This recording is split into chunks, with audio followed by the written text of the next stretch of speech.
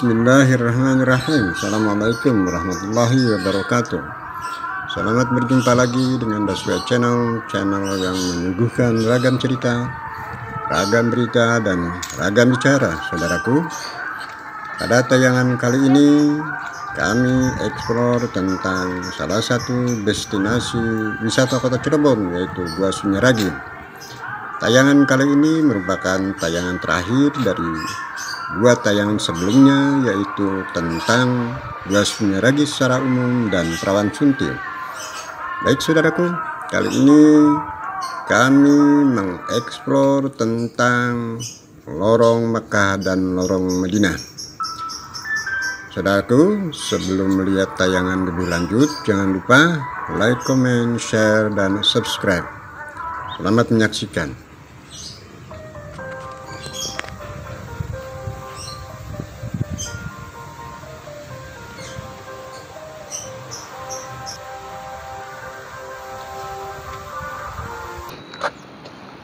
Nah, itu vas bunganya, Pak. Yang tengah itu. Yang tengah. Berarti itu apa? Yang kiri kanannya batu tempat duduk permaisuri dan sultan. Gitu.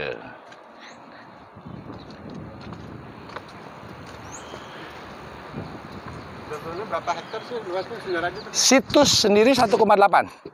Untuk situs area situsnya sendiri 1,8, zona penjangannya 3,4, berarti 5,2 hektar. Ya, 5,2 hektar. Nah, ini kolam, kalau yang di depan, yang kolam tadi Pesanggeran, itu kolam sirkulasi induk. Nah, ketika air itu mengalir, dia akan diendapkan lagi, Pak. Di sini ya? Iya, diendapkan lagi. Ini air. Ini yang nantinya mengalir, mengerocok di dalam Gua Kelanggengan yang kita lewat. Nah, yang itu ke Gua Padangati. Jadi masuk ke dalam. Ada di sini ya? Ya, untuk di dalam, untuk bagian sini. Ya, ini airnya gitu loh. Jadi air akan mengendap.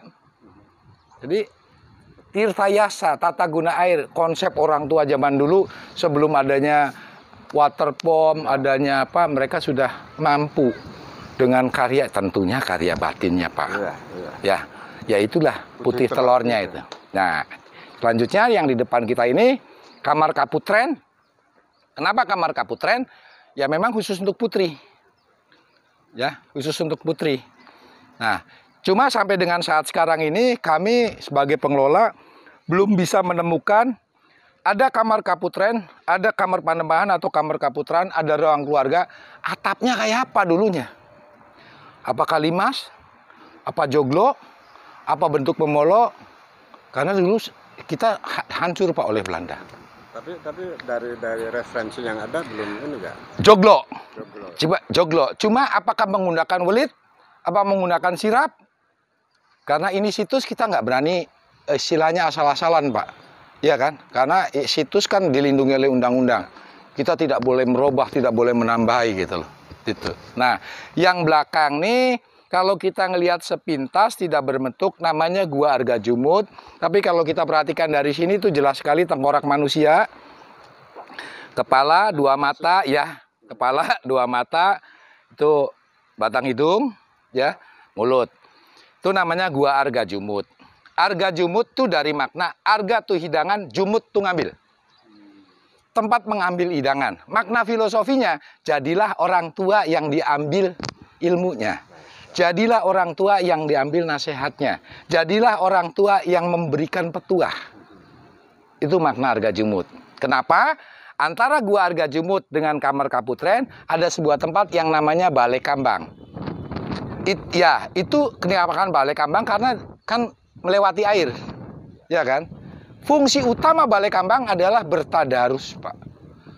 Kita hanya cukup dibantu cahaya bintang dan bulan. Kita dituntut bertadarus. Artinya Islamnya orang Cirebon bukan Islam ecek-ecek, Pak. Ya kan? Bukan Islam ecek-ecek. Itu benar-benar Islam secara sejati. Nah, ini pintu air, ya kan? Ketika air di dalam itu keruh karena sudah digunakan, dibuka, Pak. Dibuang. Artinya di dalam itu selalu bersih. Ini sebetulnya kalau kita tidak berpikirnya secara sepintas nggak ketemu, ya kan? Tapi kalau kita berpikir secara dalam tubuh kita, di tubuh kita banyak kotoran, harus dikeluarkan. Ya BAB, ya urin, itulah salah satu contohnya gitu lah. Jadi tubuh kita tuh selalu bersih, ya kan? Dengan apa? Mengeluarkan supaya urin itu lancar, ya minum air kelapa, ya kan? Untuk BAB, makan buah-buahan. Sebetulnya kalau filosofi untuk kehidupan manusianya, Sunya lagi sebagai contoh. Nah, ini ruang Kaputren. Islam sangat menjunjung tinggi perempuan. Di samping ini terhalang bangunan, ini air, Pak. Yang ini? Iya, ini kolam. Termasuk juga ruang itu? Ruang ini ada air mengalir, jadi ada hordengnya tuh air. Iya kan? Itulah kenapa di dalam Islam, surga itu di telapak kaki ibu. Betapa sangat dijunjung tinggi martabat perempuan ketika itu. Jadi ketika para putri-putri melakukan tadarus di dalam, orang nggak bisa melihat, Pak. Tapi kalau untuk kamar Kaputren yang laki-laki, ini terbuka lebar. Ya, belakangnya tuh ruang Kaputren, ya kan? Tuh laki-laki, ya simbolnya adalah penata, istilahnya simbolnya perang, karena disiapkan untuk perang. Artinya bukan perang fisik, Pak, ya. Perang batin, dia untuk melakukan syiar Islam, perang doa. Yang di dalam topeng digambarkan dengan topeng kelana. Itu bukan kearang-purnaan, tapi kesiapan kita untuk menyebarkan agama. Itu. Nah, ini Balai Kambang. Karena memang ini dulu pernah dikonsep, kami pengelola coba mengkonsep ketika air itu ada, untuk menarik daya pengunjung, kita kasih ikan koi. Iya kan? Pak, beli dong. Jadi mereka ada sugesti lain. Dianggapnya ini ikan bertuah. Keramat. Waduh, saya bilang sudah beda lagi. Bapak bisa lihat batu batanya. Kita nanti lihat ke dalam. Batu-batunya beda. Ya kan? Gede ya? Gede. Nah, inilah kenapa di belakang itu ada tanggul, Pak. Ada tanggul. Ini bukan, ini ada tanggul-tanggul ini. Tanggul-tanggul itu. Tanggul-tanggul ini kita bikin. Kita coba padatkan, karena sampai sekarang masih goyang, Pak. Getaran kendaraan per detik di bypass. Ini berpengaruh. Karena Sunyaragi tanpa ada unsur besi.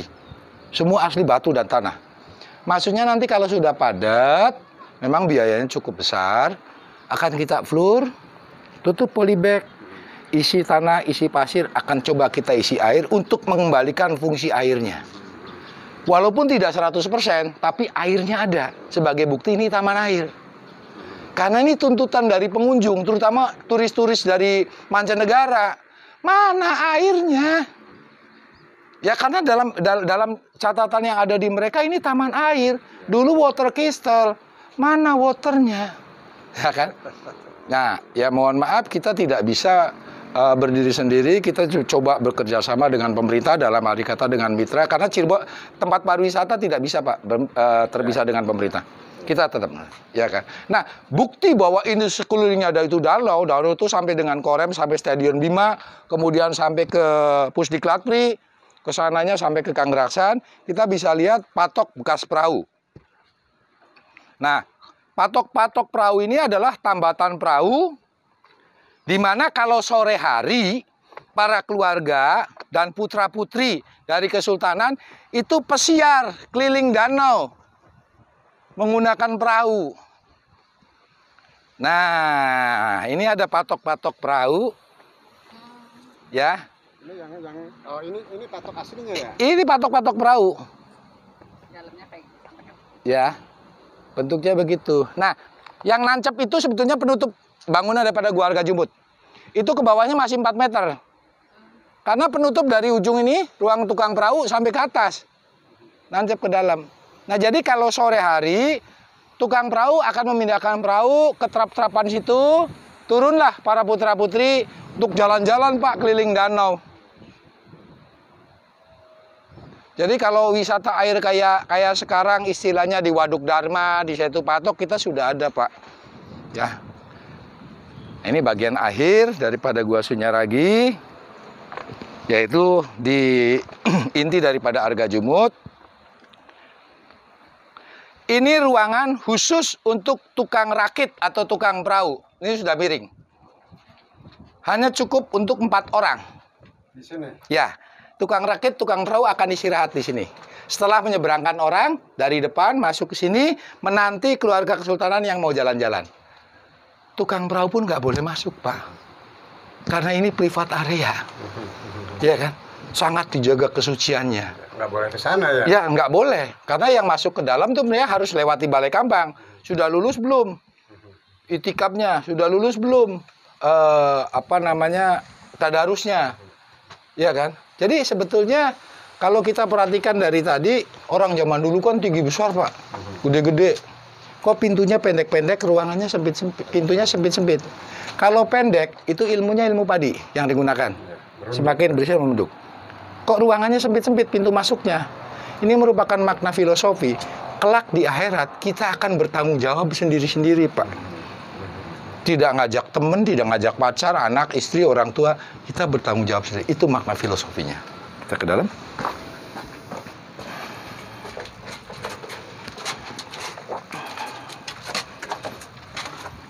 Nah, inilah altarnya. Tahun 71 atau 72 saya masih melihat di lingkaran sini ada batu warnanya hijau pupus. Apakah itu giok atau jamrud saya tidak paham. Tapi yang pasti itu warnanya hijau, itu tahun 71. Yang kemudian pindah, nggak tahu pindahnya ke rumah siapa. Ya. Bos, ini altar itu pada zamannya dipakai buat apa? Ini untuk penyajian hidangan.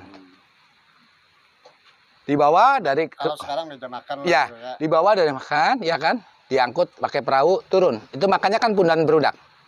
Turun di sini. Dulu tidak pakai piring, Pak. Dihampar menggunakan daun jati.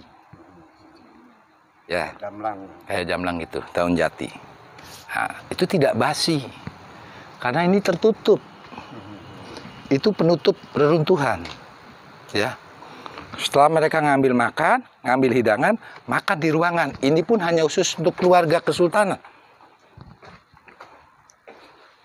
Makan ya. Ya, ini ruang makan. Ini sengaja kita buat, Pak. Oh, ini? Iya, karena ini aslinya pelengkungan ini tidak ada. Karena khawatir semakin usianya bangunan, getaran kendaraan, intensitasnya, kita khawatir makanya minta izin ke Purbakala, kita ditopang. Akhirnya diizinkan. Ya, kalau misalnya bangunan ini sih bangunan yang baru, ini sih ya? Baru sebagai termasuk penopang. Ini, termasuk ini juga ya. Yang putih ini baru sebagai penopang. Karena lihat kan ini posisinya sudah rawan, ya kan? Sudah rawan. Ya. Nah, mitos yang menarik di sini, ini ruangannya kecil, sama seperti ini 1 kali 1 di dalam juga sama, ya kan? Ini dikatakan lorong Mekah Madinah. Oh, masya Allah. Ya kan? Tabak. Yang sebelahnya lorong Tiongkok Gunung Jati. Boleh saya masuk ke sana? Boleh, boleh, silakan. Ruangannya sama seperti itu. Lorong Mekah Madinah. Ya, disebut lorong Mekah Madinah. Yang sebelahnya lorong Tiongkok Jati. Awas jongkok. Itu tadi saya katakan sempit. Terus. Ya. Dua lorong ini sebetulnya filosofi.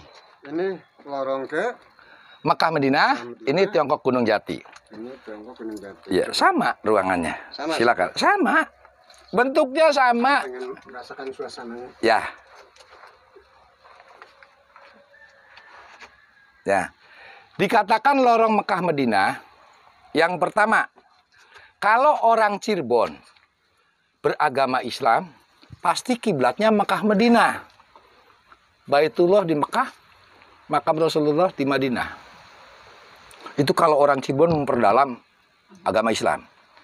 Tiongkok Gunung Jati, kalau orang Cirebon berbicara ilmu dunia, kesehatan, dagang, bukan rahasia umum, tuntutlah ilmu ke negeri Cina. Ya kan? Pak, kok ada Gunung Jati? Kalau orang Cirebon mau belajar agama, ya silakan ke Gunung Jati. Karena pada waktu itu pesantrennya cuma di Gunung Jati. Itu makna pertama. Makna yang kedua, dua bangsa inilah yang tadi saya jelaskan memperkenalkan dan meramaikan Cirebon. Ya. Yang ketiga, dari dua bangsa inilah kemudian saat zaman modern ini Cirebon dikenal. Belum lengkap ke Cirebon kalau belum makan nasi jamblang. Belum lengkap ke Cirebon kalau makan pal gentong. Belum makan pal gentong, tongseng. Padahal sebetulnya itu bukan makanan asli, makanan khas yang kebetulan cuma ada di Cirebon. Ya kan? Kalau di Cirebon tuh kalau makanan yang kaitannya dengan nabati, nasi jamblang, docang, nasi lengko, itu kaitan nabati pasti bawaan Tiongkok, Pak. Ya kan? Kalau yang kayak tongseng, sate, termasuk Cirebon sebetulnya punya sate sendiri, sate kalong. Itu sate asli orang Cirebon, bukan dari Kalong loh, daging kerbau. Dikatakan sate kalong karena sate kalong karena keluarnya malam hari. Kalau pagi hari atau siang nggak mungkin laku karena masih banyak daging kambing sama daging sapi. Keluarnya malam jadi katakan sate kalong dan bumbunya beda sendiri, manis. Ya, nah itu sejarah lagi. Kalau kita mau mengkaji urutan Gua Sunyaragi, tidak serta-merta orang tua zaman dulu membangun tempat tanpa makna, tanpa filosofi. 2 buah kolam teratai yang merasakan nanti para kaum ibu, perempuan. Ketika perempuan hamil, mau melahirkan, pasti didahului oleh ketuban dan darah. Itu di Lambangan 2 teratai. Gua pengawal. Orang tua kita zaman dulu, kalau anak gadisnya lagi hamil, aduh repot, harus bawa cemeti, gunting kecil, ya kan? Sebetulnya itu bukan tahayul, barangkali kukunya panjang-panjang. Jadi nggak usah repot. Itu makna gua pengawal. Gua Simanyang, gua penjaga. Orang tua kita dulu, karena belum tehel, belum keramik, bawa sapu. Takut ada sujen, takut ada itu. Jadi sangat dimanjakan wanita hamil. Bangsal jinem di Lambangan alam rahim. Karena kita masih yakin kuat satu pada Allah. Karena belum bercampur apa-apa. Ya, Mbak. Kemudian bergeser Mandebeling. Tempat sang bapak menanti. Kenapa istrinya fisabilillah? Tadi tidak asal menanti, Pak. Bapak juga berdoa. Karena ketika sang istri melahirkan fisabilillah loh. Ya, hanya perbuatan bapak, istrinya menanggung nyawa. Berdoa. Sang bapak tidak hanya berdoa. Makanya di belakang tuh ada gua pawon. Pawon tuh dapur, tapi tempat menyimpan perbekalan. Apa perbekalan yang dibawa sang bapak? Popok, kapas, pendil, untuk bungkus sehari-hari, garam, kain, ya kan? Artinya menanti dan bawa perbekalan. Setelah bayi itu lahir, dimandikan. Lambangnya kolam kaputren. Dimandikan. Kolam kaputren di bawah, di depannya gua peteng. Manusia lahir dalam kegelapan, Pak. Tapi menurut orang Cirebon, bayi ketawa-tawa sendiri karena sedulur papat kelima pancer di Lambangan cukup gua puncit. Ketika dimandikan teraliri adzan telinga kanan di Lambangan gua Langse. Makanya pada waktu para putra-putri itu mandi nggak bisa ngelihat ke dalam gua Langse. Tapi yang dari dalam gua Langse itu bisa melihat keluar. Maknanya Islam mempercayai alam gaib. Gaib bisa melihat kita. Walaupun kita dimensi tertentu ada yang bisa. Ya kan? Teraliri adzan telinga kanan Lambang Gua Langse dan komat telinga kiri dari semburan Batu Gajah. Kenapa orang Islam lahir harus diazani dan dikomati? Supaya padang hatinya. Dilambangkan Gua Padang Hati. Kalau perempuan dilambangkan ruang kaputren. Kalau laki-laki ruang penembahan atau ruang kaputren. Ketika remaja mereka akan mengalami kebimbangan. Dilambangkan Balai Kambang. Lolos dari ujian kebimbangan akan menjadi arga jumud. Orang tua yang diambil ilmunya, orang tua yang diambil nasihatnya. Selama kita hidup, carilah kemasan sebanyak-banyaknya. Dilambangkan pelataran pandai kemasan. Apa itu kemasan? Amal ibadah. Buat apa? Buat kita tinggal ketika kita menuju alam kelanggengan. Makanya tadi kita masuk gua kelanggengan, keluarnya di belakang patung kereta gajah. Masuk ke alam kelanggengan, naik buruk menuju Sidratul Muntaha. Itu keharapan kita semua, Pak, umat Islam. Jadi itu makna filosofi Gua Sunyaragi. Kalau kita mau belajar, kita mau membaca. Jadi orang tua zaman dulu tidak hanya meninggalkan bentuk bangunan, tapi mengandung makna filosofi yang dalam. secara kehidupan manusia, baik secara adat Cirebon maupun secara Islamia. Ya, artinya Gua Sinyaragi ini ya menggambarkan kehidupan manusia tuh begitu perjalanannya. Kalau kita istilahnya dalam keadaan hidup gelap, ya berlawanan hukum, Pak. Ya, kita selalu bimbang dalam menentukan, ya kejeblos. Makanya kalau kita lolos dari kebimbangan, ya insya Allah kita akan menjadi. Terus saya tuh agak tergelitik dengan lorong itu, ya. Lorong Cina, lorong Mekah Madinah, Tiongkok Gunung Jati. Terutama lorong itu Mekah Madinah. Ya karena kan ini persoalan mitos. Iya, persoalan mitos. Tidak percaya. Apakah misalnya ada enggak orang yang pengen coba-coba? Kan berbeda dengan misalnya yang saya pernah katakanlah pernah kunjungi, misalnya Jalan ada lubang. Ada lubang, ya. Ada lubangnya jelas. Ya. Kalau ini kan tidak ada. Tidak ada, ya kan? Pak, mohon maaf. Sebelum saya mengupas itu, bukan rahasia umum. Kalau orang tua zaman dulu, hartaku tidak akan habis pitung turunan. Kata orang Cirebon, anak putu buyut cangga wareng udeg-udeg siwur. Kenapa cuma 7 turunan? Karena ada orang yang pernah mengalami hidup sampai 7 turunan. Kalau mungkin dia hidupnya sampai 8 turunan, mungkin ada sebutan turunan ke-8. Ini dikatakan lorong Mekah Madinah, lorong Tiongkok Gunung Jati. Pak, mohon maaf. Leluhur kita Habibullah, Pak. Orang yang sangat disayang Allah. Jadi pernah terjadi di zaman ketika Sultan Amir Sena, di zaman Sultan Mananggaji, ada orang kita membuktikan. Nih bawa korma, nih bawa jam-jam. Demikian perjalanan wisata sejarah kami. Terima kasih yang tak terhingga kepada saudaraku Ajat Sudrajat yang sudah menjadi narasumber kami, yang mendampingi kami dari awal hingga akhir. Terima kasih pula kepada seluruh pengelola Gua Sinyaragi yang juga sudah mensupport kami dari awal hingga akhir. Baik saudaraku, mudah-mudahan tayangan ini bermanfaat. Terima kasih atas seluruh support serta dukungannya dari saudaraku. Mudah-mudahan kita diberi kesehatan oleh Allah Subhanahu wa Ta'ala. Kebenaran milik Allah. Assalamualaikum warahmatullahi wabarakatuh.